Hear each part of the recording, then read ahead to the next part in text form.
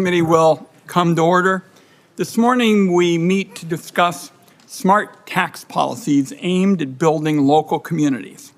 Right now, the U.S. economy is red hot. Inflation is down, wages are up, and our country's in the middle of a record streak of low unemployment. Manufacturing is booming, and you see factories under construction just about everywhere you go. Even in a strong economy, we all know that there's a lot more to do to help local communities that struggle to get ahead. The tax code gives this committee a lot of tools to make that happen. And I want to just give a brief example from the past. Build America bonds are something that came from this committee.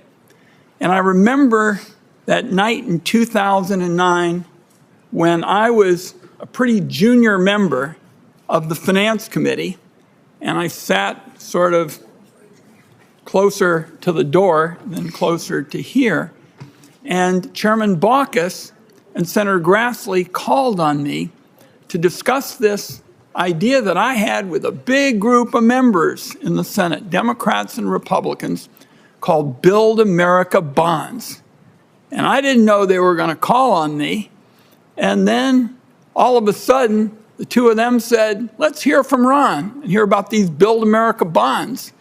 And so I waxed eloquent, or thought I was being eloquent. And I said, you know, I say to the committee, we've never done this, never really bonded for transportation before. I bet we could do $7-8 billion worth of bonds in transportation. It was a short-term thing. And everybody go, wow, that's sensational, $7-8 billion worth of bonds. I think everybody knows what we came in at.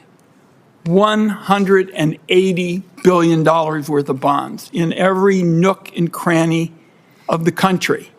And the point is, there's an opportunity to be creative out there. Nobody thought that we could ever do anything like that. Maybe we'd get a few billion, nothing like 180 billion. So Congress is facing a big tax deadline at the end of next year, and we ought to be trying to find everything creative to try to give local communities a chance to tap the potential of good ideas. Now, I think at the top of the list is the New Markets Tax Credit.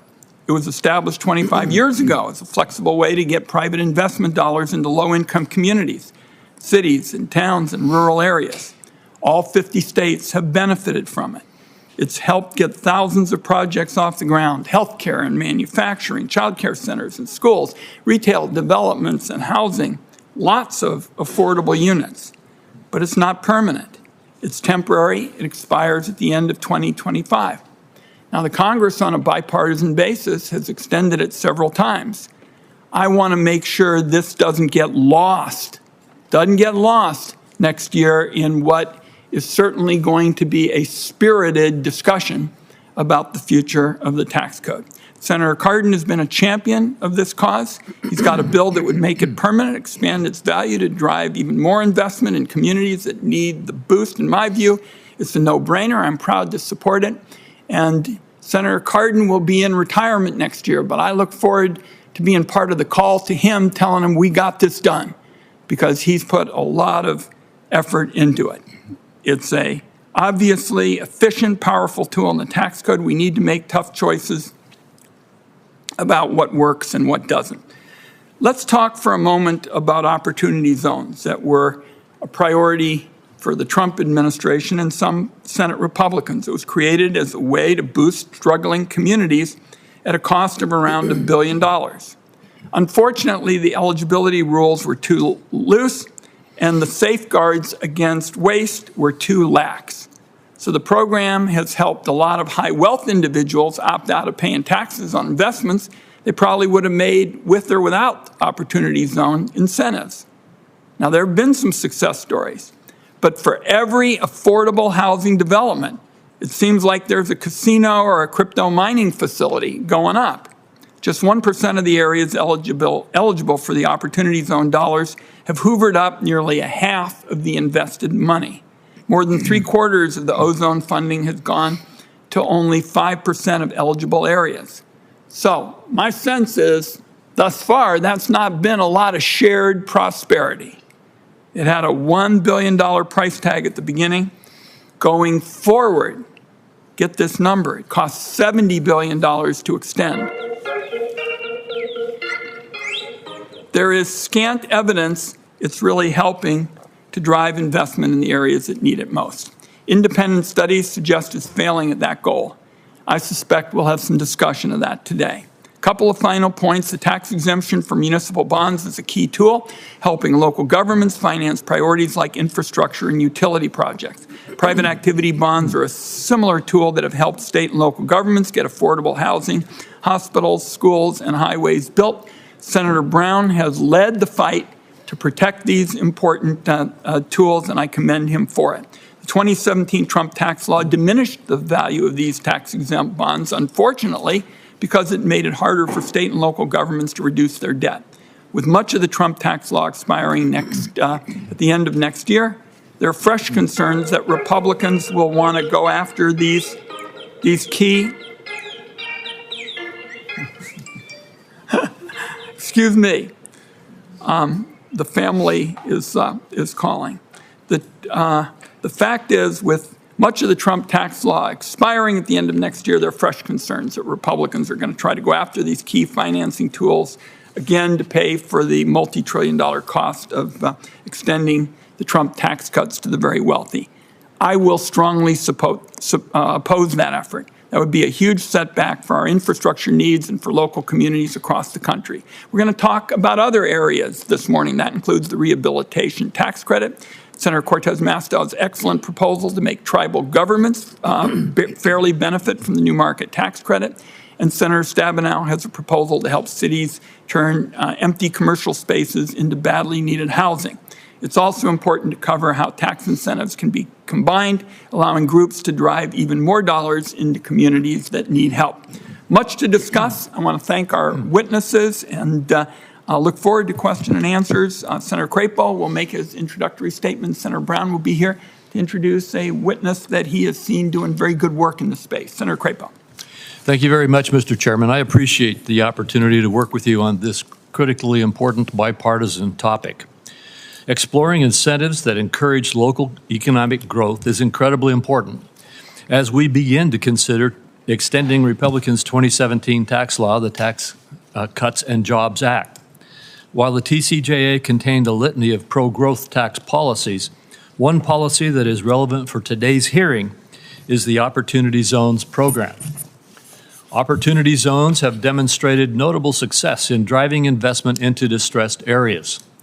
By offering tax incentives for investments in opportunity funds, private capital has flowed into areas that did not receive such levels of investment before the TCJA was enacted. In Idaho, within just the first 2 years of the Opportunity Zones program, 54% of the state's Opportunity Zones saw investments. According to the Joint Committee on Taxation, by the end of 2022, Idaho had received $130 million in Opportunity Zone investment. Without the TCJA, these investments may have remained on the sidelines. Across the country, investments are being made in rural areas and economically distressed communities that need it the most. According to research conducted by 2 Treasury Department economists and compiled by the Economic Innovation Group, in the first 2 years of the program, the average Opportunity Zone that received investment was in the 87th percentile of poverty, 81st percentile for average median household income, and the 80th percentile for unemployment. While the Opportunity Zone program has come a long way, there is still more to be done. Senator Scott continues to be a leader on this issue, just as he was when we were writing the TCJA, and he and Senator Booker previously introduced legislation to extend and improve the program, including by requiring reports so Congress can monitor how investments in Opportunity Zones are working. One of our witnesses today, Shay Hawkins, was a member of Senator Scott's staff in 2017. He was instrumental in developing the Opportunity Zones program, and he's here today to share his expertise as president of the Opportunity Funds Association. Mr. Hawkins, I look forward to hearing from you today about how improving and extending the program will ensure that private investment continues to flow to distressed communities. Opportunity zones, the new markets tax credit, the historic tax credit, the tax-exempt bonds, and the low-income housing tax credit all spur local economic development, and we can see tangible results in communities around the country. In Twin Falls, Idaho, 2 local developers opened one of our state's first Opportunity Zone projects, the Second South Market Food Hall. Located in the 1920s era warehouse, the Second South Market houses local food vendors and is the first of its kind in Idaho. In Mountain Home, Idaho, the Desert Sage Health Center recently opened a new 30,000 square foot primary care facility. It will serve a more rural part of my state that was made possible due to the new markets tax credit investment. There are many other examples of projects in Idaho and across the country that demonstrate how these incentives are being put to work. Several members of this committee have been working across the aisle to promote these and other incentives. For example, Senators Daines and Cardin have introduced legislation to permanently extend the new markets tax credit. Senators Cassidy, Cardin, Collins, and Cantwell have introduced legislation to expand the historic tax credit. I look forward to discussing existing policies and new ideas, including how these tax tools are working, how they can be improved, and how Congress can continue to support local economic development in a fiscally responsible way. Thank you to our witnesses today for being here, and thank you, Mr. Chairman, for holding this important hearing. I yield back. Thank you, Senator Crapo. Now I would like to ask Senator Brown to introduce our first witness, Lachey Lofton. Senator Brown. Thank you, Mr. Chairman. It's my honor to introduce Lachey Lofton from Dayton, Ohio. Mr. Chair, thanks for inviting an outstanding Ohio witness to this hearing.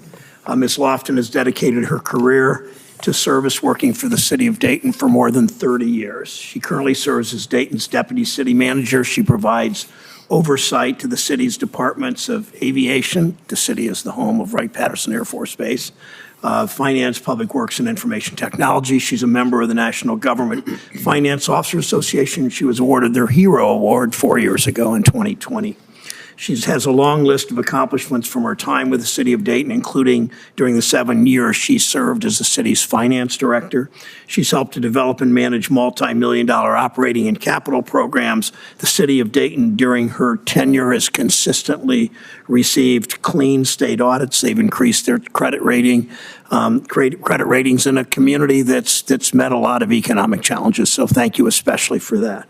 She will discuss the federal programs already in place that have brought investments to places like Dayton. There are ways we can improve these tools. I know that Chair Wyden is working on that, so communities of all kinds can have access to the finances they need to improve infrastructure and to invest in neighborhoods.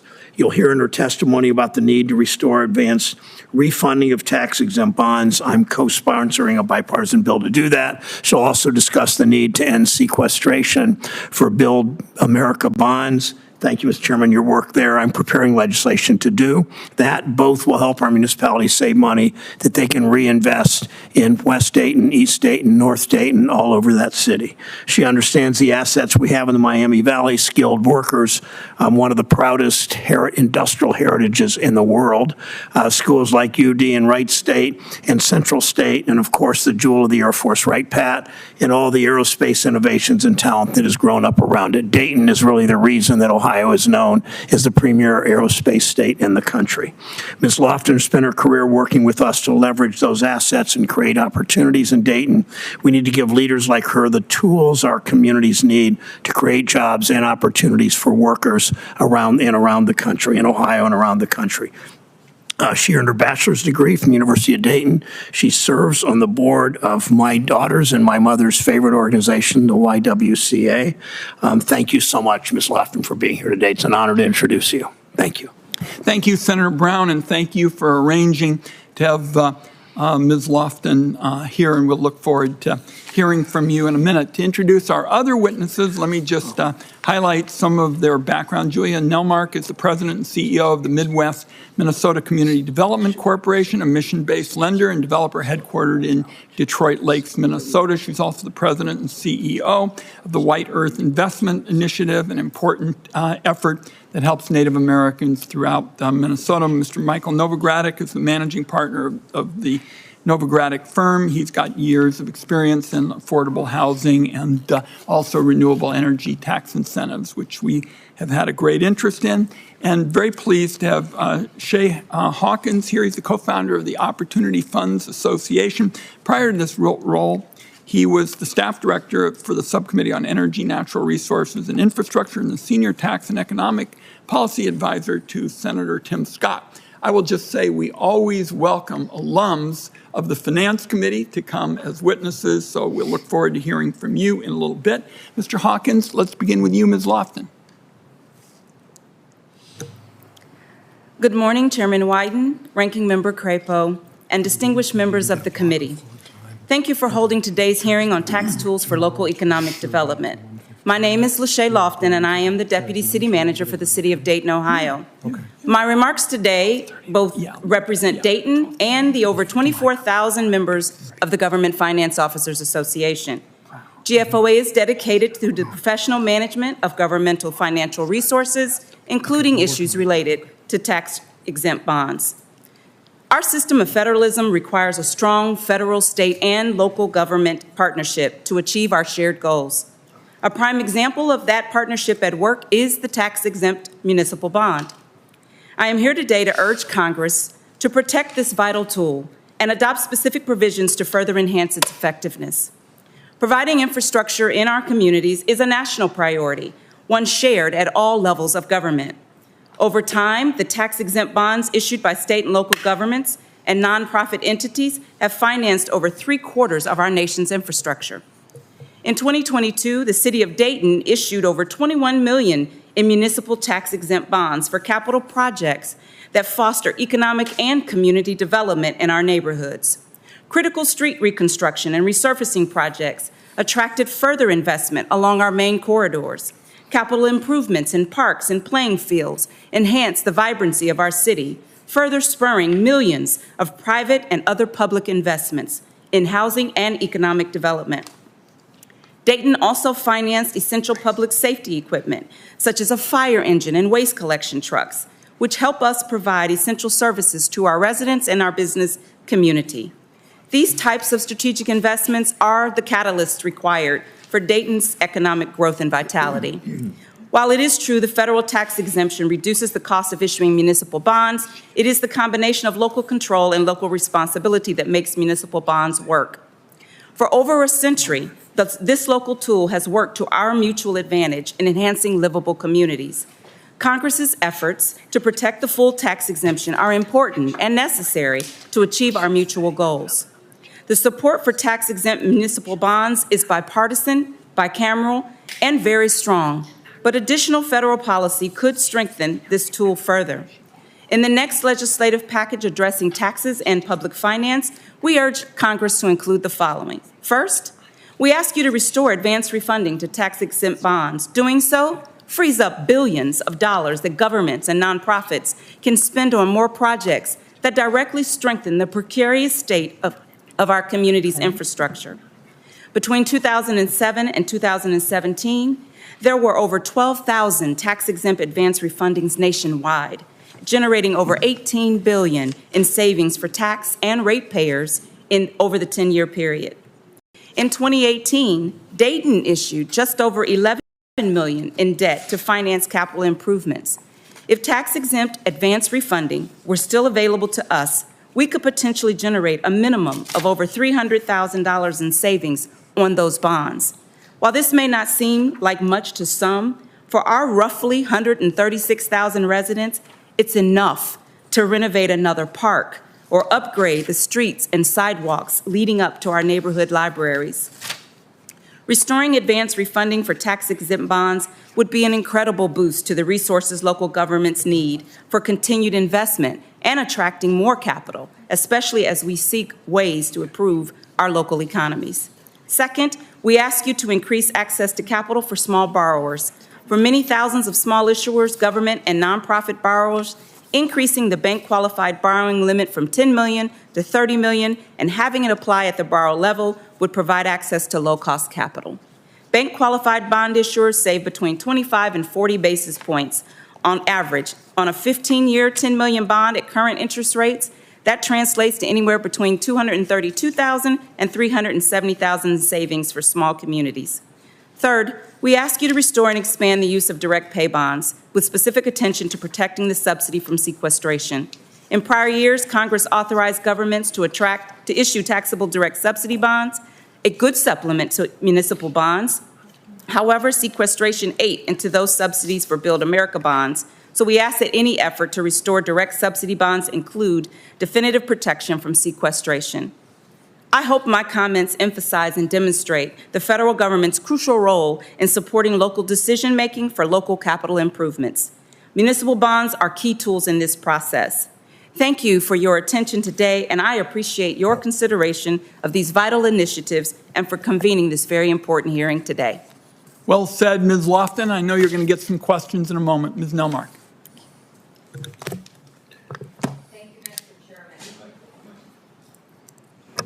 Thank you, Mr. Chairman. In addition to leading the Midwest Minnesota Community Development Corporation and White Earth Investment Initiative, I'm also the Vice Chair of the New Markets Tax Credit Coalition, a national membership organization comprised of New Markets practitioners. The coalition conducts policy research and advocates on behalf of the credit. New Markets is one of the most effective tools we have for community development. It provides lower-cost financing for businesses and community facilities in America's most distressed urban and rural communities. And New Markets is a simple concept. Taxpayers receive a 39% tax credit over 7 years for qualified investments into community development entities, or CDEs, to finance manufacturing and business expansions, healthcare and daycare facilities, business incubators, and other important projects. Its flexibility makes it particularly useful in supporting the needs of each business and community as determined by those working on the ground. Since its inception, the New Markets Tax Credit has delivered over $135 billion in financing to over 8,500 businesses and community development projects, and creating over 1.2 million jobs to date at a cost to the federal government of under $20,000 per job. In Minnesota, New Markets has financed 274 projects totaling $3.4 billion. And this credit isn't just for large businesses. Of the 116 New Markets projects MMCDC has financed to date, over half were below $4 million and over a third were below $2 million, such as a $1.8 million loan to Wind River Internet in rural Wyoming to help finance equipment and fiber connections to homes and businesses, financing difficult to obtain from banks. The vast majority of New Markets financing goes to the most severely distressed communities, both urban and rural. The coalition urges Congress to pass the bipartisan New Markets Tax Credit Extension Act of 2023, introduced by Senators Cardin and Daines. This would do three things. First, it would make New Markets a permanent part of the tax code, which would boost its efficiency by providing certainty and raising pricing. Second, it would index future allocation levels to inflation. As businesses' costs grow, so do their funding needs. Third, it would provide New Markets investors with relief from the Alternative Minimum Tax, or AMT, like most federal community development tax credits, to increase the pool of investors, which would also increase the dollars flowing to these communities. Together, these changes will increase certainty for CDEs, investors, and communities, lead to better pricing, and increase dollars flowing to distressed communities. Many have been concerned that New Markets does not adequately reach tribal communities. To date, just 3% of New Markets financing supported these communities, although we've seen some recent increase in this trend and more Native-focused allocation. As a CDE focused in Minnesota and the Dakotas, we have funded over $63 million in Native projects, primarily healthcare, education, and cultural centers. These are often more time-consuming to bring to closing and suffer from significant appraisal valuation gaps. One project on a Minnesota reservation needed additional collateral equity and other funds, as the appraised value for the project was half of the total developed costs. While we've recently seen an uptick in investment in Indian country, more is needed. The New Markets Coalition supports the Tribal Tax Investment and Reform Act of 2024, bipartisan legislation introduced in the House to provide $175 million in additional allocation for tribal communities. New Markets has helped hundreds of small farming towns and rural communities across the country with the capital they need for business expansions, healthcare centers, broadband expansions, and other locally prioritized projects. The Rural Jobs Act, introduced by Senators Roger Wicker and Mark Warner, would build on the success of the New Markets tax credit, providing additional resources to some of America's hardest-hit rural areas. It would add $1 billion in New Markets allocation over 2 years targeted to rural job zones. In summary, while the New Markets tax credit has proven its effectiveness at incentivizing investment in those areas most in need of additional affordable financing, it isn't yet permanent. Making New Markets permanent, along with AMT relief and inflation adjustment, will improve its effectiveness and increase the success of communities and businesses throughout the country. Thank you. Thank you very much.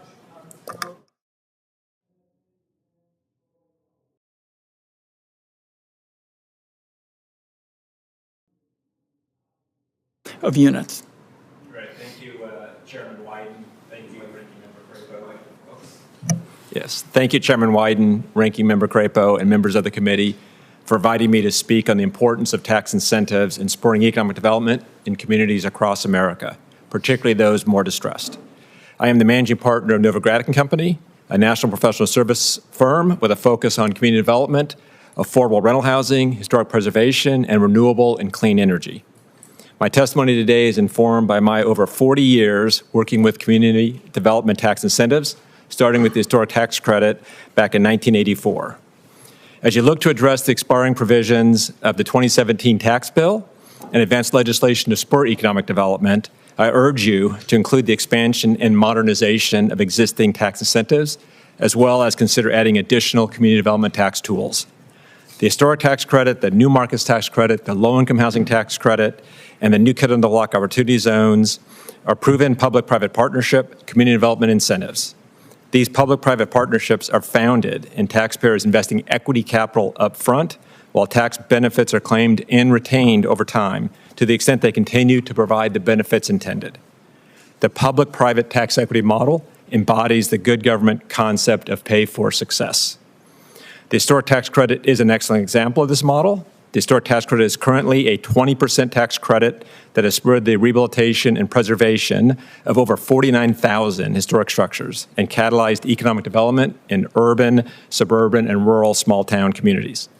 The National Park Service and Rutgers University estimate that through the end of 2022, the historic tax credit has leveraged more than $235 billion in private investment and created 3.2 million new jobs. I and many others greatly appreciate the work of Senator Cassidy and others on and off this committee to preserve the historic tax credit back in 2017.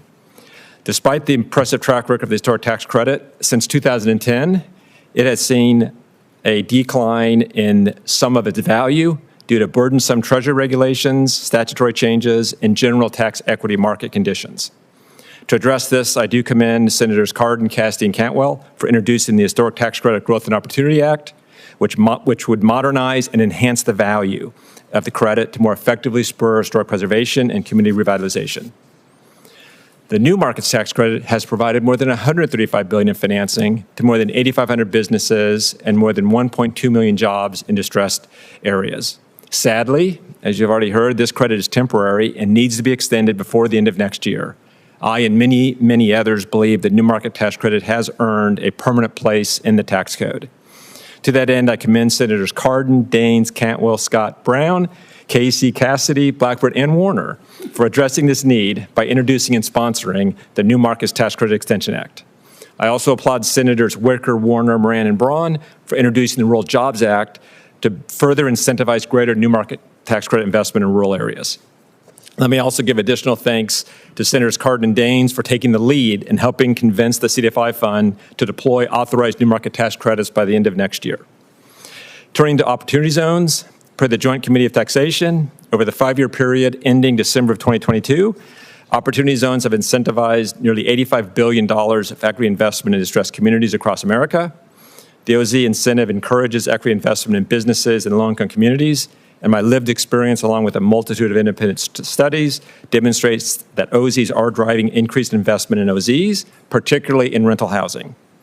Novogradac collected survey data reports over 180,000 rental homes, of which more than 10% of those properties contain affordable housing units. To this end, I do encourage Congress to adopt mandatory reporting requirements to collect better data to better evaluate the incentive, to extend the OZ incentive for a couple of years to make up for lost time from the writing of the regulations and the effects of the pandemic, and authorize a new round of OZ designations, and to further enhance and target the incentive. Before I close, as Senator Cardin nears the end of his service, I did want to say on the record, thank you to Senator Cardin for his leadership on the historic tax credit, the new market tax credit, and the proposed neighborhood homes credit. Chairman Wyden, Ranking Member Crapo, and members of the committee, thank you again for inviting me to testify here today on the importance of leveraging the tax code to increase economic development across America, with an emphasis on distressed communities. My written testimony contains much more detail on what I've discussed so far. I look forward to your questions. Thank you, and thank you for stressing on some of these important bills like new markets tax credits, how extensive the bipartisan support for them actually is. Mr. Hawkins, welcome. Welcome back, so to speak. Thank you, Chairman Wyden, Ranking Member Crapo, Senators Hassan and Cortez Masto. This is my second time testifying before the Senate Finance Committee, but my first time testifying alongside a fellow Ohioan. So I look forward, as well as communicating with you all, I look forward to being educated by Mrs. Lofton, Mrs. Nelmark, and my good friend, Mike Novogradac. Opportunity zones are arguably the most successful community development policy in American history. So this afternoon, I'd like to discuss how opportunity zones are targeting private investment in areas of the country that have been deindustrialized, and how the policy can be used to build domestic supply chains, encourage reinvestment, renew prosperity in distressed urban as well as our often overlooked urban areas. And further, I want to discuss and discourage crippling tax increases on businesses and workers that would undermine the historic progress that we made prior to the pandemic in shifting our supply chains from adversaries like China, minimizing minority unemployment, and raising incomes in places like my hometown of Cleveland, Ohio.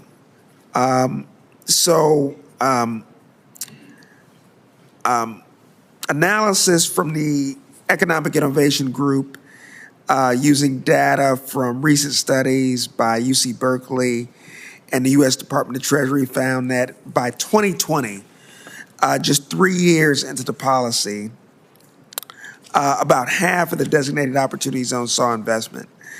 So that's about 3,800 communities across every state.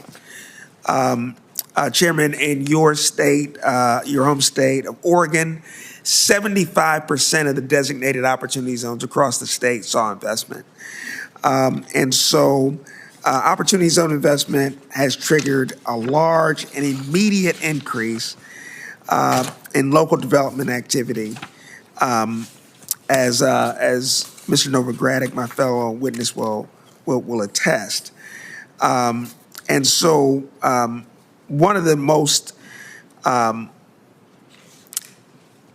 clear pieces of evidence here drawing from the best available evidence, is that communities saw an increase in the value of properties within Opportunity Zone without an attendant increase in rent. So just to reemphasize, an increase in property value without an increase in rent, because Opportunity Zones were expanding the overall housing stock. And so I look forward to going through some additional data, but what can Congress do to help entrepreneurs bring prosperity to these local economies? So one, I want to make sure that we abandon any plans for tax increases.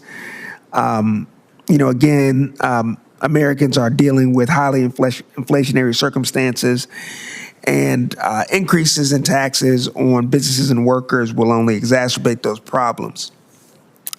I'd like to see Congress make Opportunity Zones more transparent. So there's a bipartisan bill, the Opportunity Zone Improvement, Extension, and Transparency Act that many members of this committee have co-sponsored that will make Opportunity Zones more transparent.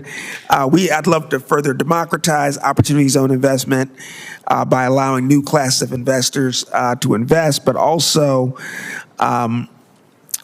enabling a fund-to-fund structure that will allow more targeted, impact-oriented investments.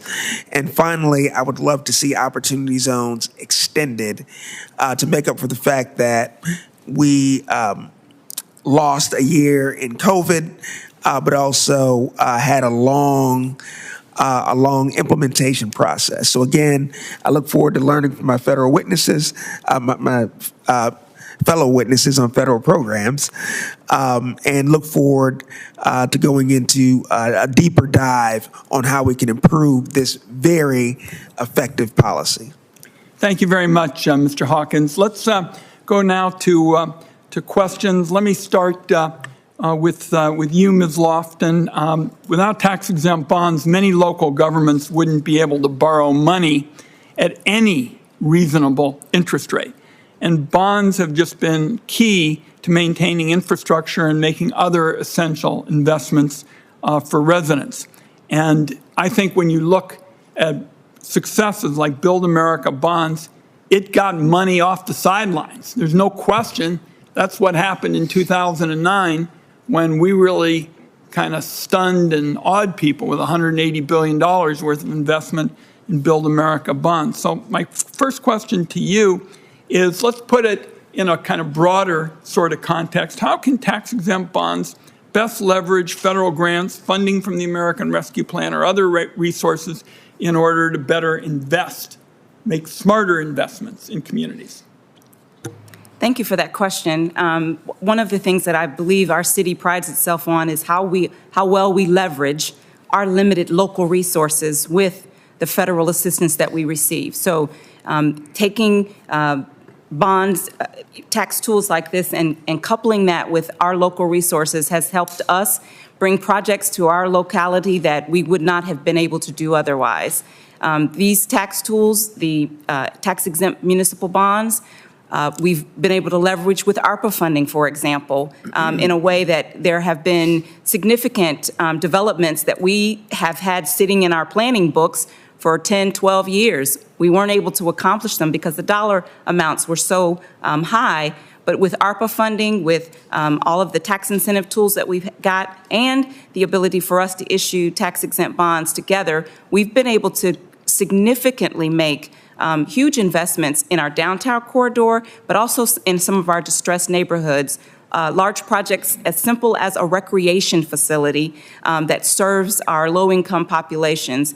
Those wouldn't be able to be built without these resources because our resources were too limited. But in partnership with state and federal funding, we've been able to get those types of buildings and build streets and roads that lead to them so that our citizens can even access those amenities. So I do believe that leverage is an important power in the ability to use these bonds and these tools effectively. Well, heaven forbid, Ms. Lofton, you're probably being too logical for much of the federal government, but I think the point of leverage is so key because not all dollars are created equal in one sense. If you can leverage this in terms of investments, particularly in low-income communities, it is a huge bonanza in terms of actually delivering for people. Let me go to you, Ms. Nelmark, with respect to, again, this tough choices kind of area. Now, evidence that we've seen indicates that the new markets tax credit targets communities that have significant underinvestment. Do you agree with that? Absolutely. That is the majority of new markets, goes to far more distressed areas than is required by the law. So, based on your experience, compare new markets tax credits to opportunity zones, because what I keep seeing, and part of the problem was we couldn't get much information on the opportunity zones. There wasn't much transparency in that, is that these opportunity zones seem to be really good for building marinas and all kinds of things that the 1% seems to use, but not really getting into communities that are in desperate need. Compare, if you would, the new markets tax credit to opportunity zones in terms of the value of the dollar, because we're going to have to make some tough choices around here in terms of where we're going to go. Compare those two, if you wouldn't mind. From my experience, the new markets tax credits have been used far more than the opportunity zones in our area. And we explored some possible transactions with a local company who had invested in opportunity zones. They went a different route in terms of a long-term redevelopment project. My knowledge of opportunity zones is limited, as we have not participated directly in those. So you were, in effect, almost invited to make the choice. And you said, for the best possible dollar, particularly for investing in low-income communities, new market tax credits was the best buy. It's more accurate to say that new markets has been an extremely effective tool, and we play a major role in those. With opportunity zones, we have not. CDEs aren't actually needed in opportunity zones, and so we don't steer those in any way. Fair enough. Senator Crapo. Thank you, Mr. Chairman. Mr. Hawkins, we've seen success in opportunity zones, as you've testified, all across the country following the enactment of the TCJA. But as you indicated, this authority is set to expire in 2026. I agree with you that we need to extend it. You've heard some criticism here today. You yourself indicated that there are improvements that can be made in the opportunity zone system. What improvements are needed to ensure that capital continues to flow to these distressed areas? Thank you, Ranking Member Crapo. Some key improvements, and one that goes to the previous question, is transparency.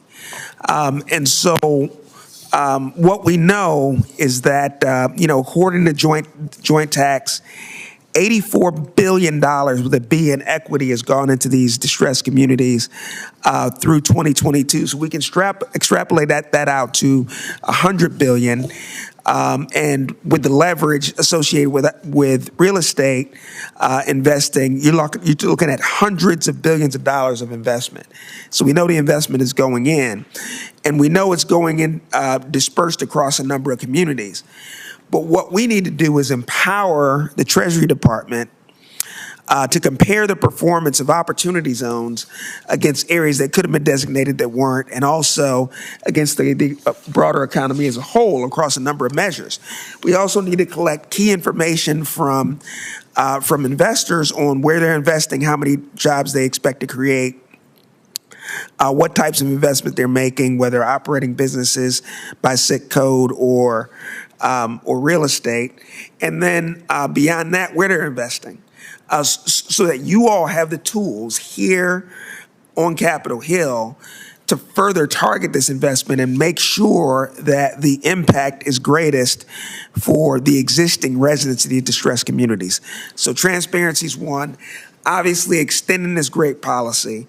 Like I said, we hoped for $50 billion over the entire over the entire 10-year life of the policy, and now we're looking at hundreds of billions going in. In just the first 2 years of this policy, you're looking at $50 billion in investment. It took the New Markets Tax Credit Program, which is a great program, 20 years to see the same investment.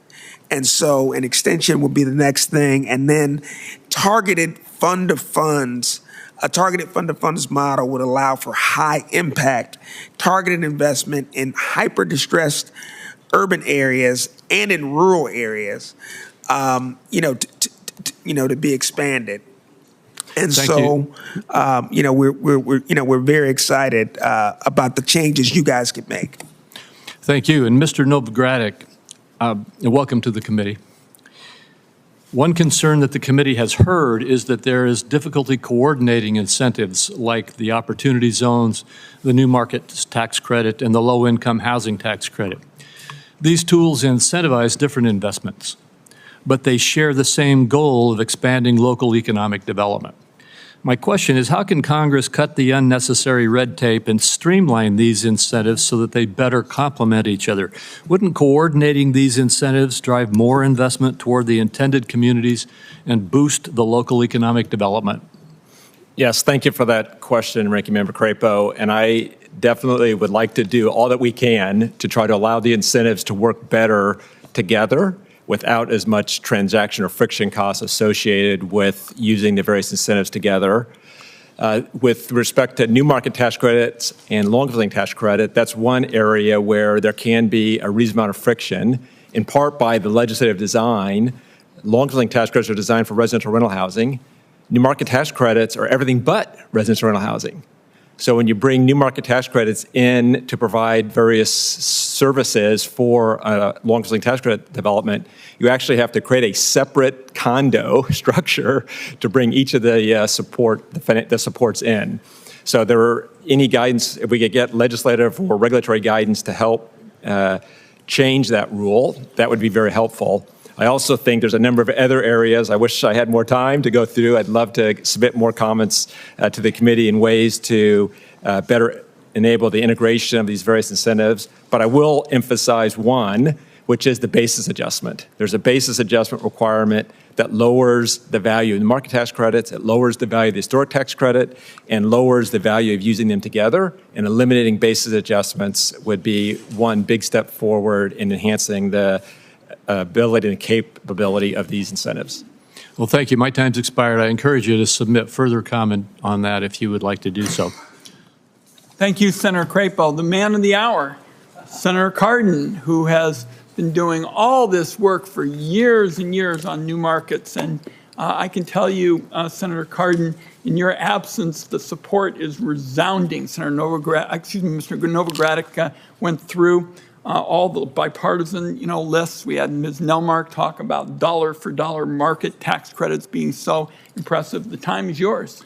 Well, thank you, Mr. Chairman. I heard they were saying nice things about me. That's why I came down from the Senate Foreign Relations Committee. I'm not getting the same treatment upstairs in that committee. So let me thank Senator Wyden and Senator Crapo for this hearing and the work that we've done this year. The priorities that you have placed on economic development and the use of the jurisdiction of our committee to try to increase our opportunities here. So I thank you for that. It's been genuine. You've looked for pathways forward to make progress. We have made progress in this Congress, but we need to make more progress. So I know these subjects have been covered, but what I find as I look at economic development projects in Maryland, that we don't have one tool that will be adequate in order to move forward a project. So many times I go to a community for an economic development project, and we're moving forward on it. And I find it's the new market tax credits, it's the historic tax credits, and perhaps also the low-income housing tax credits. They're all combined with many cases, some private sector support in order to be able to make the project economically feasible for the community that has, in many cases, been underserved in the past and has economic challenges, and we're trying to provide additional opportunity. The concern is that these tools need to be modernized. These tools are not permanent. If you're an investor and you're trying to go into a community and you're trying to do a transformational project, you want to know that it's going to take some time. You're going to have to go through some regulatory and licensing issues and local politics. It's not going to happen overnight. And if you're going to start on this project, you need to know the tool is going to be there when you need it.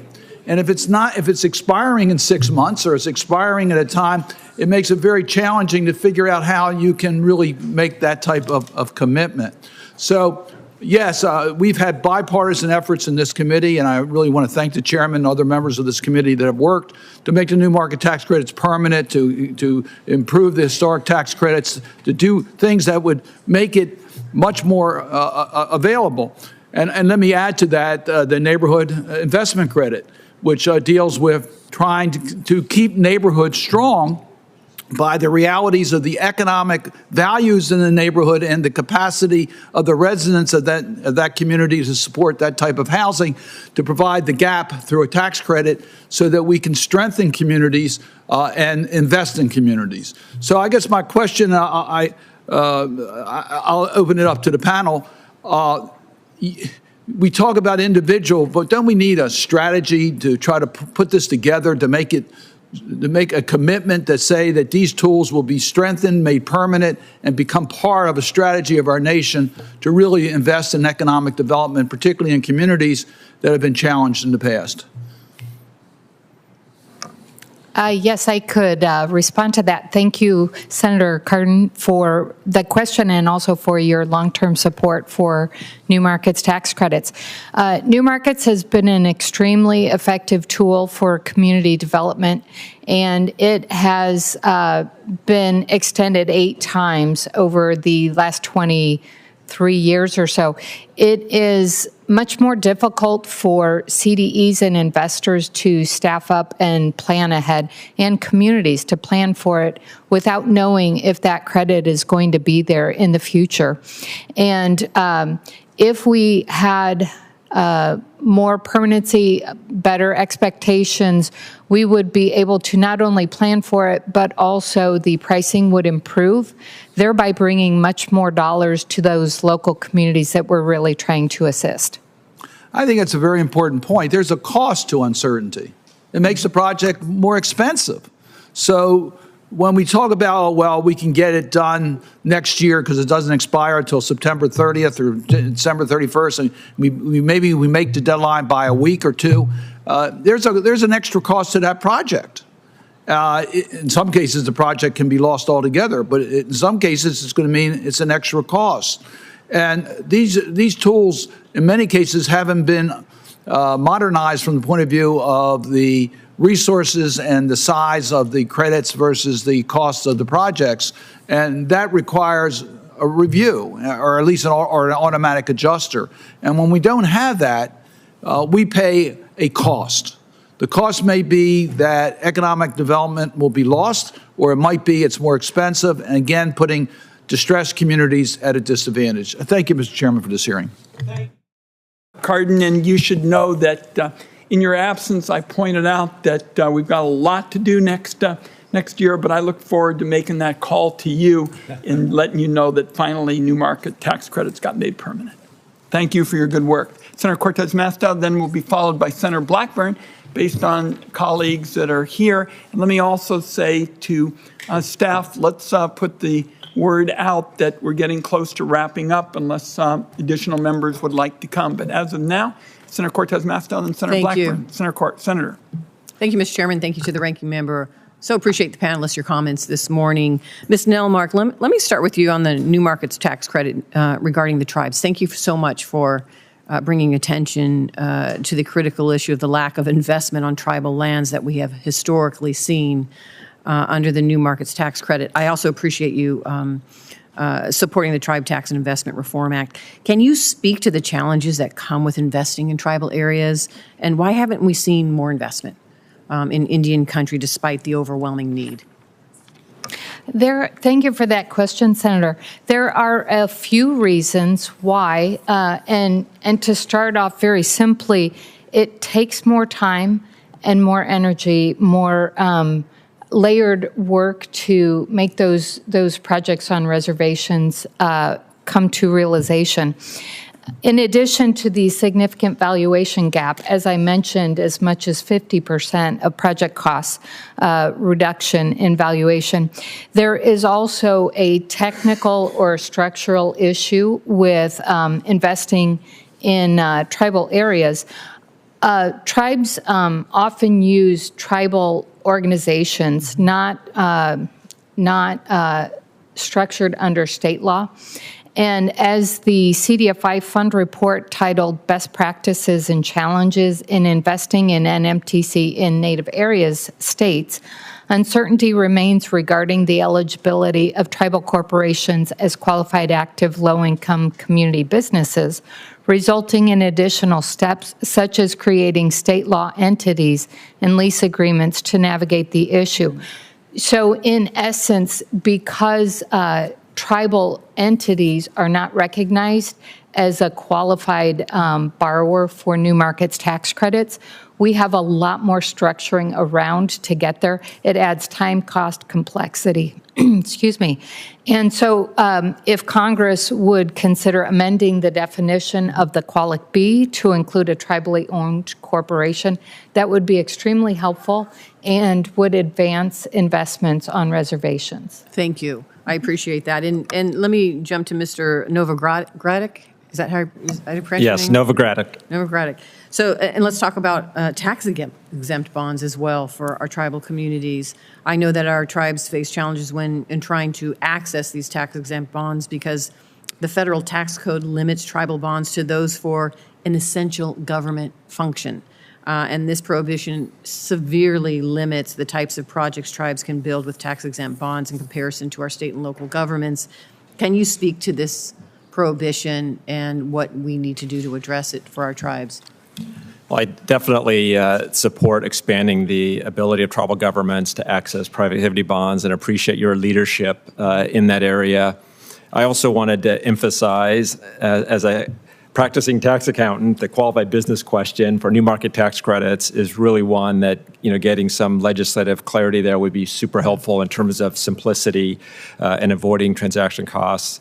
And then also wanted to echo my support of your tribal bill to target $175 million of new market tax allocation to tribal areas. And then also your other bill, Senate 1805, if I could touch upon that, that has a technical provision in it to allow state agencies to redesignate the use of private activity bonds. And that would be super helpful for a variety of purposes, particularly in the housing area, because if a state right now specifically designates, say, states can carry over bond issuance authority for up to 3 years, but they have to designate the area they're going to use it. So if a state might designate it for, say, rail, and then they want to, in the subsequent year, don't have a use for high-speed rail, they can't redesignate it for housing, be it mortgage revenue bonds, the residential rental housing bonds and the like. So I appreciate you introducing that bill and the benefits it could bring to providing more financing for affordable housing. Thank you. I think we've hit everything that I thought was important. Let me just say one thing, because I appreciate both Ms. Lofton and Mr. Hawkins being here as well. I was a former deputy county manager, saw the benefits of really the work that we're talking about here, what it brings to our local communities, opportunity zones as well. Listen, I think there are challenges with it, but I also see the potential that it can bring to revitalize a community in need, and that's what the intent is. So I really appreciate the conversation today. Thank you for being here. I want to say to our guests, this is a particularly hectic day in the Senate, and senators are telling Senator Crapo and myself that they're on the way. Mr. Hawkins is smiling because he knows that this is the nature of our committee. We work well together. I'm not going to filibuster just to kind of see if senators will show up, but I do have one question, and that is, Mr. Novogradac, you've been very helpful to us in terms of economic development issues that are locally driven. And it seems to me that housing is absolutely crucial to this because it is how people can reside in areas of prosperity. So we're talking about that today.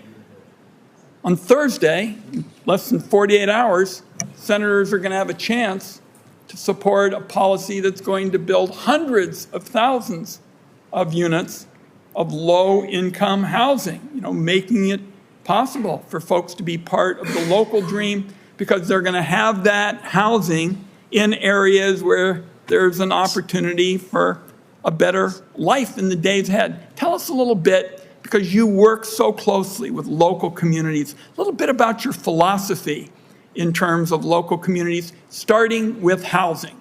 Because, and I'll say this for the record, Democrats really aren't supposed to use the word that they're supply-siders. That might surprise some people. I am a supply-sider on housing and childcare. We need more of it.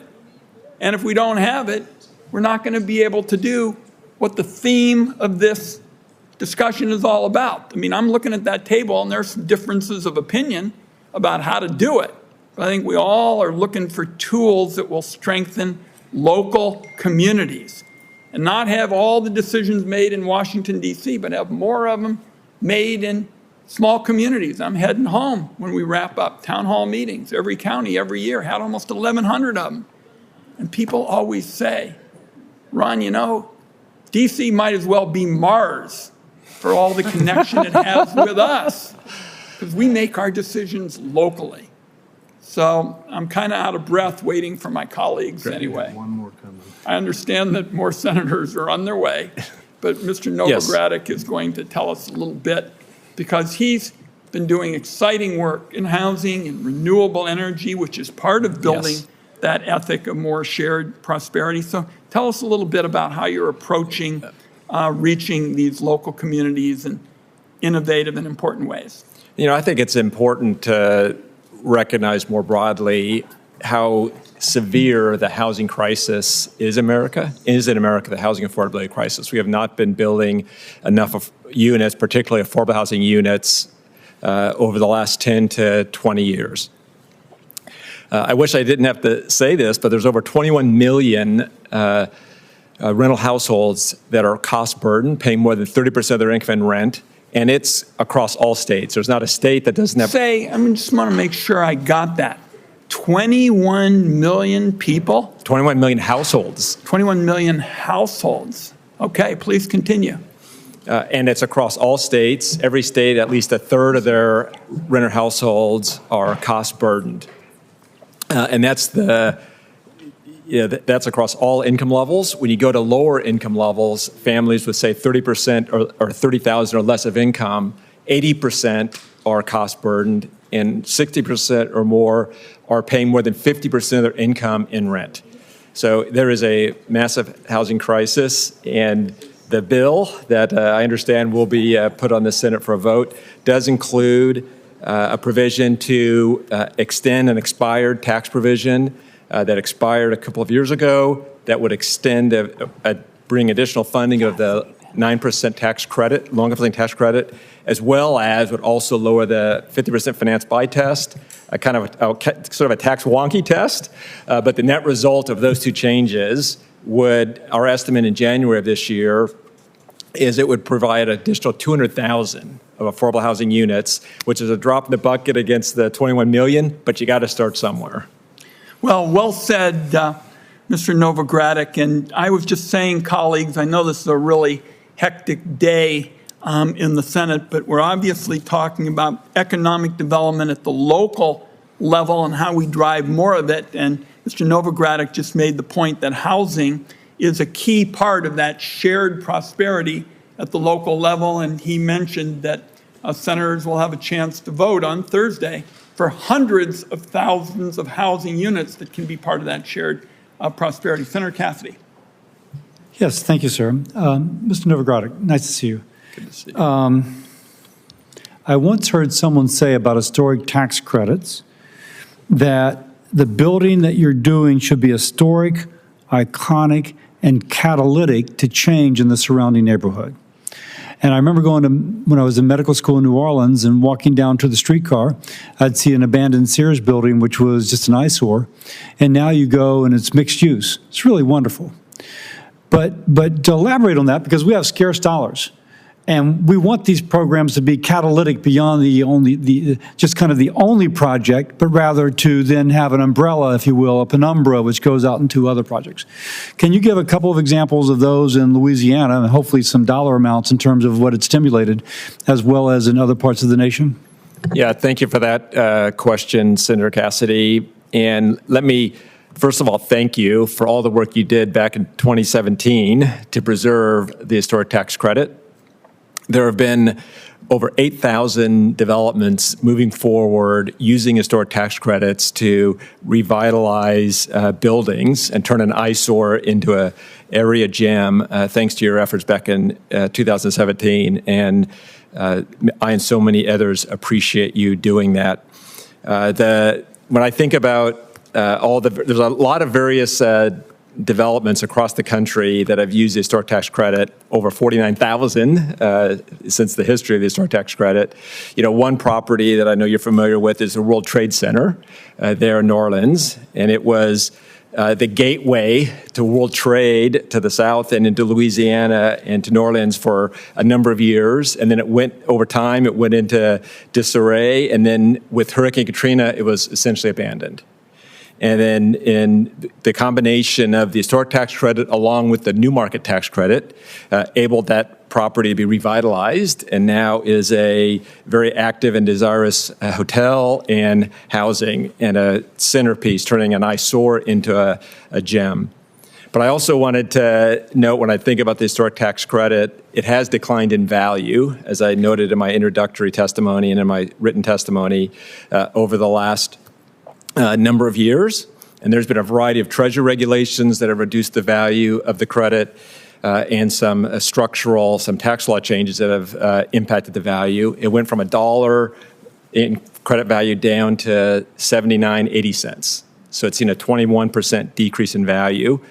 And I think as Congress thinks about the tax bill next year, looking at ways to enhance the value of the historic tax credit would be super helpful. And I have a number of ideas, which I'd be happy to share. Yes. Ask, partly, is that decline in value because overall rates went down under the Tax Cut and Jobs Act? No. No, it was not because of the decline in the tax rate. It was because there was a court decision that froze the market, and then as a consequence, Treasury issued a safe harbor that became the norm. And that safe harbor that issued by Treasury. Elaborate on that, please. The safe harbor became the norm. That's right. There was a safe harbor in terms of how you'd have to design certain types of historic tax credit developments in order for the IRS to say there's economic substance to the investment. When you say design, you mean the financing package? That's correct. That is correct. Okay, please continue. And then a few years later, the IRS issued a ruling about how the taxable nature of the historic tax credit affects investors. And that put an additional tax burden on investors, which further and what was that IRS regulation? That was a regulation that is called, it's an interpretation of Code Section 50D, and it's super wonky, but it basically imputed income for using the tax credit to certain investors. And that imputation of income meant that investors wouldn't pay as much for the tax credit because of this imputation of income. I see. So they were both given and taken away at the same time. That's right. And therefore, they decreased the value of the credit. That's right. Okay. And that was new because we've had tax credits at least since Reagan, maybe before. That's correct. So this was a new IRS deliberation on an old product. Can I ask what led to this? That's correct. It was a new IRS interpretation of existing structures that were being used in the market. Now, to be sure, just because I think we all need to know this, I went to one site in New Orleans where it was a bar or a restaurant that was used during Jim Crow by African Americans for them to have a social club, and the restrictions on how you could develop were significant. You had to preserve the historic integrity, and the building being so old was not that nice anymore, and so you had to take something which was a little dog-eared with historic significance and enhance the historic significance, et cetera. So there is a higher cost basis for doing so. That is correct. The foundation of the historic tax credit is designed to help offset the cost of retaining the historic integrity of the building, and that's the original genesis of the credit. back before 1986. I'm out of time. Thank you. I yield. I thank my colleague. Senator Bennett is next. Mr. Chairman, thank you so much for holding this hearing, and I can't tell you how pleased I am that we're going to have the vote that we're going to have this week on the floor. Thank you. Thanks for all your help. No, I just appreciate your sticking with it until the very end. And you mentioned housing, and Mr. Novogradac, that's where I'd like to ask a question. Everywhere I go in Colorado, I hear about the lack of workforce housing everywhere, and the lack of just affordable housing generally and most broadly understood. Every single part of our economy, I mean, the people in every part of our economy, none of them can afford housing. I was the superintendent of schools in Denver many years ago, and one of the amazing things about being in that job was that in Denver, unlike Seattle or San Francisco, the teachers that worked in the district could actually live in the district and could live near the kids where they taught, live near the schools where they taught. Today, no teacher can afford to live in Denver 15 years later. No teacher can afford to live in the inner suburbs around Denver. And we're now asking people who are working one of the hardest jobs, the least well-paying jobs in America, the most important jobs in America, to now commute, an hour and a half each way for the privilege of being able to do this essential work. So I look at this as, I guess I would say that part of creating a thriving community is making sure that people that are working in a community can actually afford to live there, that people don't have to travel long distances, although we're seeing this in rural parts of the state as well. It's not just in urban parts. It is absolutely everywhere. And we've also seen it all across the country. In Denver, the house price to income ratio in 1980 was 3.2. In 2022, it hit 7.1. So when people say, as they often do, we're never going to be able to afford to live where our parents lived. I was with some people this weekend who were saying that, as parents, they're actually thinking about how to buy houses for their kids because their kids will never be able to afford. And that's what a 7.1 ratio to income looks like compared to 3.2 when it was affordable. Home price to income ratios have reached all-time highs in 78 of the country's 100 largest markets, where more than 295 million Americans live. That's virtually everybody. And we know there's a huge problem with housing supply. I get that. We've got to build more units.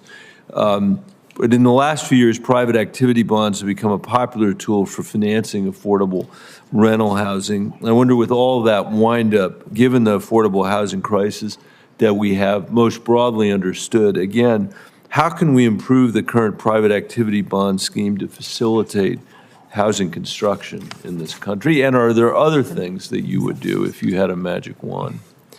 Yes, there's a lot of things I would do if I had a magic wand, but focused on the private activity bonds for the moment to address that question. I think that lowering the technical finance buy test that you have to meet in order to combine private activity bonds with low-income housing tax credits would be a huge step. Lowering it from 50% to 25% is in the Affordable Housing Credit Improvement Act, and that would more than double the ability of private activity bonds to finance residential rental housing. And then the bill that you'll be voting on Thursday would lower the test from 50% to 30% for 2 years, and that would be super additive in terms of adding to the housing supply. A second adjustment or thing that I would point out with respect to private activity bonds is in some rural areas and suburban areas, it's not as financially feasible to use private activity bonds to finance residential rental housing. The Affordable Housing Credit Improvement Act includes a basis boost provision that would help rural areas. There's a provision in there to help tribal areas and even a more general area to help make more of those developments financially feasible outside of rural and tribal areas. And to the extent that Congress could enact those provisions, we could see private activity bonds funding dramatically more affordable rental housing units. Thank you for that. Ms. Nelmark, I have 30 seconds left, and if the chairman will let me have it. I wanted to shift actually to tribal lands to get your thoughts about the history that we have of unfulfilled obligations and the increasing nightmares that tribes are dealing with in terms of the new market tax credit. For example, in my state, tribes in Colorado, like the Ute Mountain Ute and the Southern Ute tribe, want to take advantage of tax programs like the new market tax credit, but too often the structure of the credit itself gets in the way.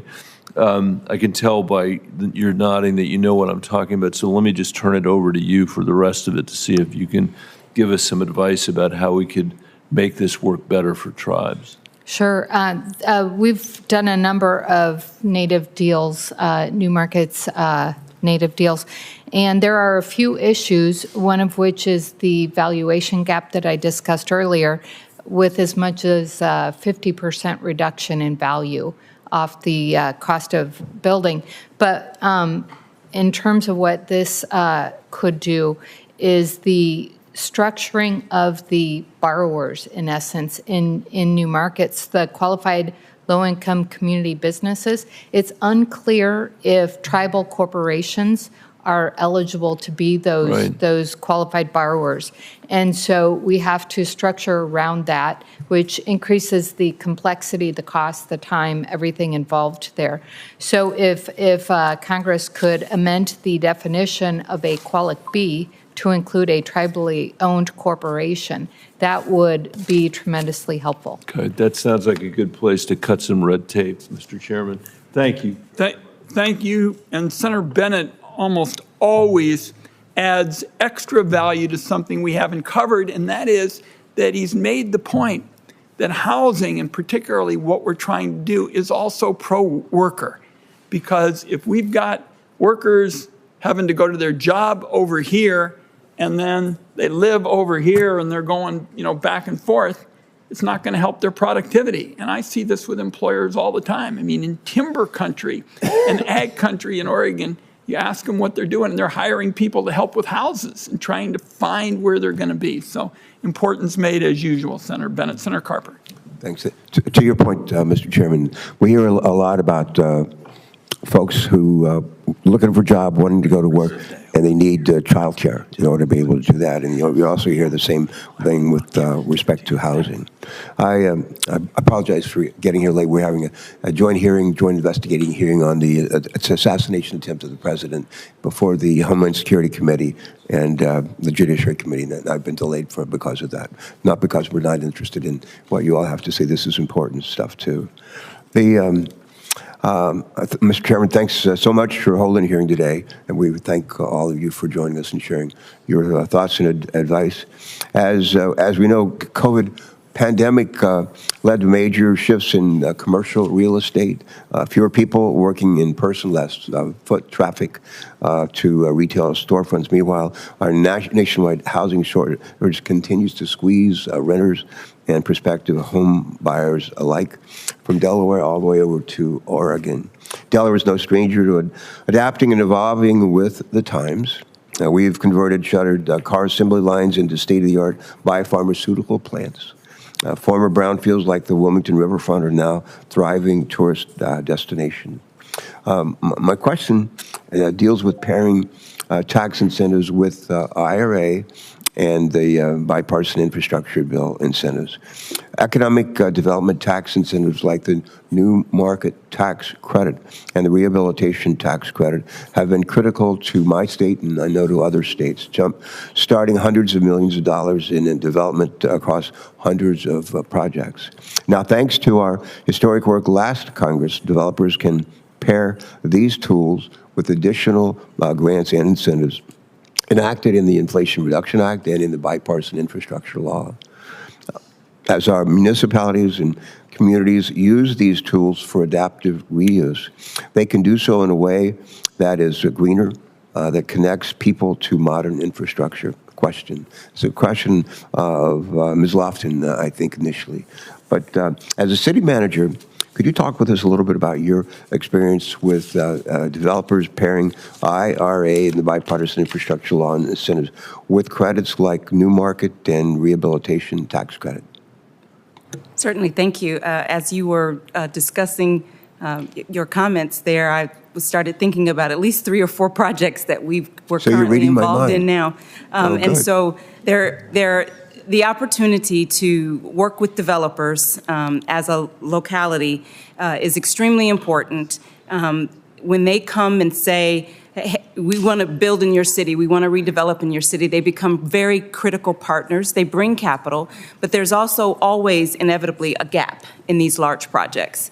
And in an urban area like Dayton, we have a lot of brownfield sites or old buildings, and in the instance I'm thinking about an old fairground that is under consideration for redevelopment now. The capital stacks on these projects are incredibly complicated, and they involve new market tax credits, sometimes historic tax credits, your bill bonds, and the city can then come in and, as they are sorting out all of the private investment and the redevelopment for large new commercial districts with housing infused in it, the city usually can come in and say, you know what, we can pull in with your streets and your sidewalks and all the public infrastructure improvements that are really critical to making that project work.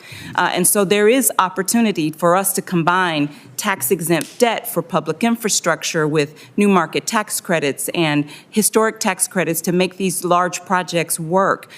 They take multiple years of planning, and so to the time commitment of knowing that these tax tools are permanent, it helps. Some of these projects they started 5-6 years ago and now are just coming to fruition. So I do think it is very critical and important that municipalities can participate in some of these developments. Otherwise, there are gaps there that the private sector can't fill, and we play an important partnership there. So I think I'm thankful for those opportunities and for all of those various financing tools that can come to the table by multiple partners who have a vested interest, not just for the economics, but for the development itself. Good. Thank you very, very much for that. Let me follow up with a quick question from Ms. Nelmark. It's similar. Are there tools or resources that Congress can implement to make it easier to, if you will, stack these incentives together? I would agree the stacking of the credits is rather complex. Some of the ways to assist them, there's a whole long list. I'm not sure where to start. The native issue that I mentioned earlier with the Qualic B definition would be extremely helpful in that regard. Combining historic credits with new markets credits, combining new markets with most of the credits brings in kind of a spaghetti bowl structure that we have side-by-side leasing structures, and it gets pretty complex. I cannot speak to one specific way to improve those, but some of the underlying elements could be assisted. The USDA Business and Industry Guarantee, for example, if that could go through the new market structure, it would simplify those deals combining with new markets, taking away the more complex side-by-side structure. Thank you for that response. Mr. Chairman, my time's expired. Could I just mention a question for the record, please? Absolutely. It's so ordered, Mr. Recorder. Does it look like there's a big waiting line? I want to tell you the hearing that I just came from on the assassination attempt with the Judiciary Committee jointly with the Homeland Security Committee. It was like, I mean, it filled this room to the rafters. Quite, and huge coverage for it. But this is important. This is, in some ways, as important as what's going on in that hearing. But a question first to ask Mr. Novogradac. Has anyone ever mispronounced your name? That's my Novogradac, very well. Novogradac, okay, we're getting close. Do you have, could I just ask this? Could I just go ahead and ask you? Do you have recommendations on how to improve the rehabilitation tax credit to better facilitate conversions, which include conversion of unused commercial real estate into new housing stock? Great, thank you for that question, Senator. And I do have suggestions, and I would start with, and it's also a simplification provision that you ask Ms. Nelmark, is eliminating the basis adjustment. both for historic credits, and it also would help if it was eliminated for new market tax credits. But eliminating the basis adjustment would reduce the 50D income issue that I made reference to earlier, and would directly increase the value to investors of investing in historic tax credit developments. I think that Congress could also consider going back to a one-year credit.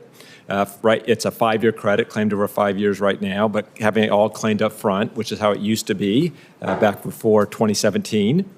And then Congress could also look at increasing the credit percentage. The historic tax credit, the HTC GO bill, would increase the historic tax credit for smaller projects to 30% from 20%.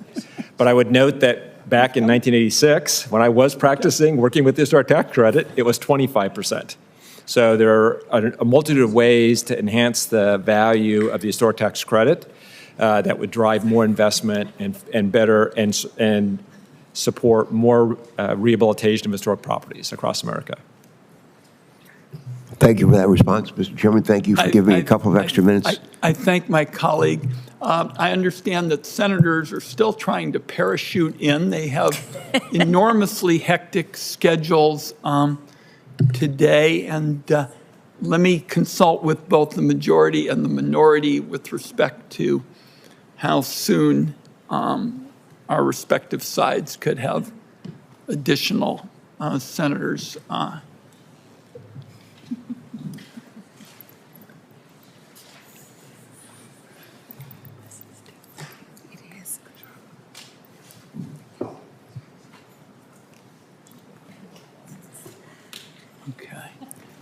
Senator Carper, did I understand you to say you had an additional question? We have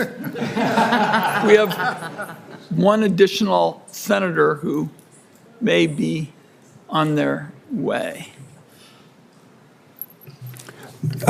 If I may, I don't have anything prepared, but let me just say, if each of you take a minute, and for my colleagues, our colleagues who are not here or can't be here, give us if there's only one thing that we take away from this, from you to us, what would it be? Go ahead.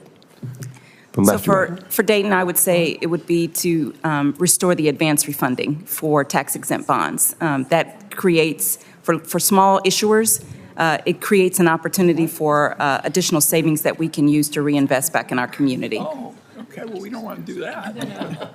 Please. Thank you. For new markets tax credits, the permanence bill, including the AMT fix and basis adjustment, would be most helpful. All right. Thank you. Please. I feel like you're asking me who's my favorite child. It's a good question. But now we'll see what you have to say. And I'm not going to go there. With respect to the historic tax credit, I would say we have to enhance the value of the historic tax credit either through basis adjustment or making it a one-year credit. With the new market tax credit, permanency along with inflation adjustments. I realize this isn't just one, and offsetting the AMT.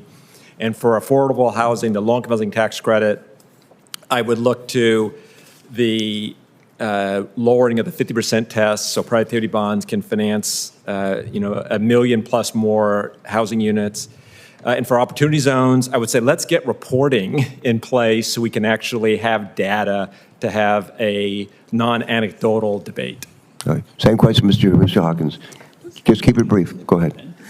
Yes, Mr. Garden, because Mr. Novogradac noted transparency reporting, I'll just note the extension of the Opportunity Zone policy of it for at least 2 years, 1 year to make up for the amount of time that it took for Treasury to implement the policy, and then 1 year to make up for the COVID year. Thank you all. That was well done. Thank you. Thanks, Mr. Chairman. This is like the marquee at the old movie house. I may be dating myself, where the movie says, "Coming soon," and you just hope that it actually gets to you. I'm going to, in all seriousness, we'll hope our colleagues who say they're coming are going to be here momentarily. But let me do our closer. What is striking to me, and I'll do mine now. Okay, I was hoping that was our colleague.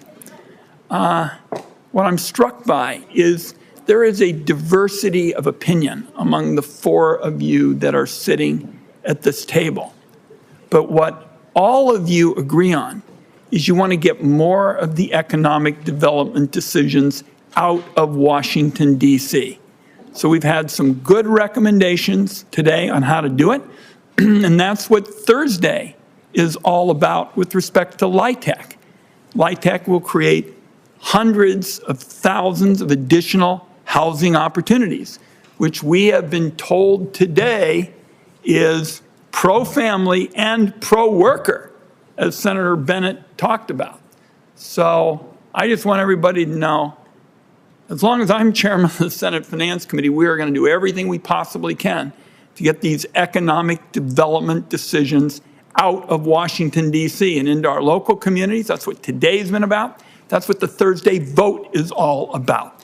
So I really appreciate all of you. For colleagues, questions for the record are due 1 week from today. And Senator Blackburn will be our final senator questioning our witnesses. Yes, getting back here just in time. We've got the Kids Online Safety Act and up for a vote, and I had to run to the floor. But I want to thank you all for being here today and for the opportunity to hear from you. I represent Tennessee, and we have had some tremendous success with opportunity zones, with new market credits.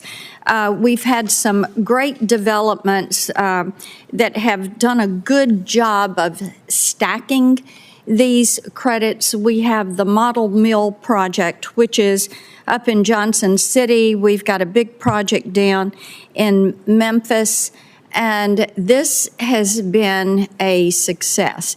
And I know we talked a little bit about incentive stacking and the importance of that. And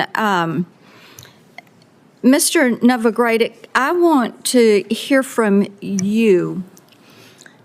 When you talk to people that are looking at going into an area and doing an OZ and stacking these credits, how much of a difference does it make if the project does or does not go forward as to being able to stack those? And then what are you seeing, and Mr. Hawkins, you can weigh in on this also, when they will take advantage of state credits, state and local credits, as well as what we are doing. And I had wanted to get to that state and local area credits. We've used those OZs and the work credits with Blue Oval City out in West Tennessee to do.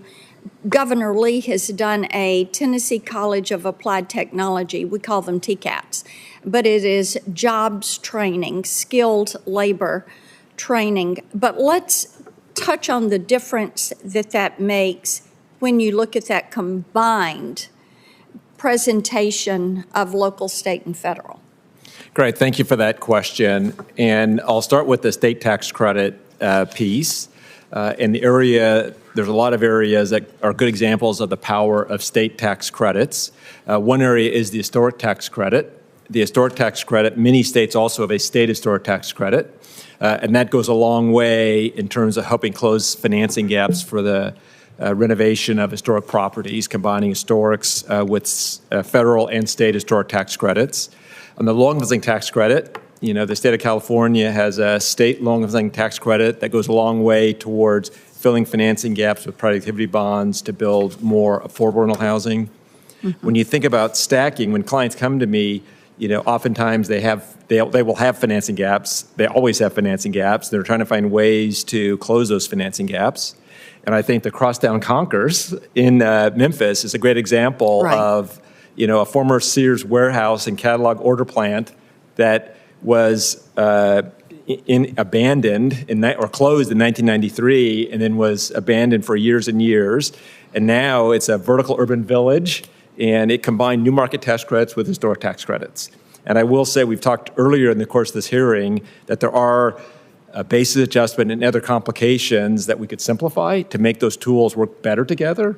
But right now, they work well together, and getting the new market tax credit made permanent is huge, and increasing the value of the historic tax credit would be a big step forward so they can So some do of even these more. projects would never happen? Yes, they would absolutely not Without being able happen. to stack and tier these local, state, and federal credits. Mr. Hawkins? So the state of Tennessee is approaching opportunity zones and opportunity zone investing exactly as Congress envisioned. So Congress was given, governors, when they were selecting opportunity zones, were given 3 non-binding criteria to help them in selecting the zones that were available for investment.